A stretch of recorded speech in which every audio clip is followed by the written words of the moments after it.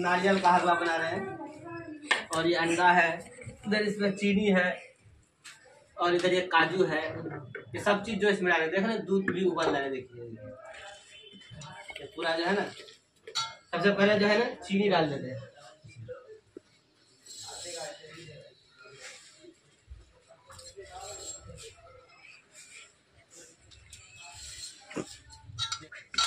नारियल का हलवा बनाने जा रहे हैं।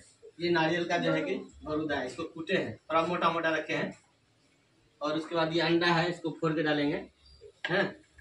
उसके बाद ये काजू है, ये डाल दिए, आप देख रहे हैं। उसके बाद जो है कि ये काजू डाल देते हैं।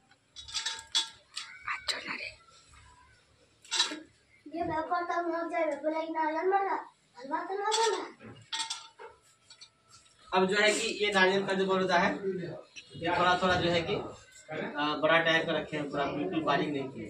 अब इसको डाल देंगे, ये थोड़ा जो है कि पकेगा। उसके बाद सबसे आखिर में अंडा डालेंगे, ठीक है। देखिए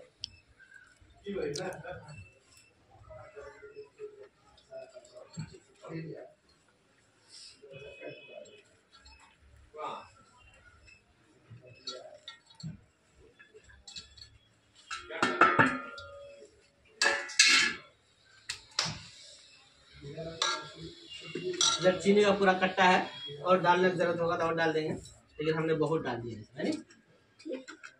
टेस्टी बनेगा ना जी जी। अभी जो है कि हम इसको ढक्कन लगाना।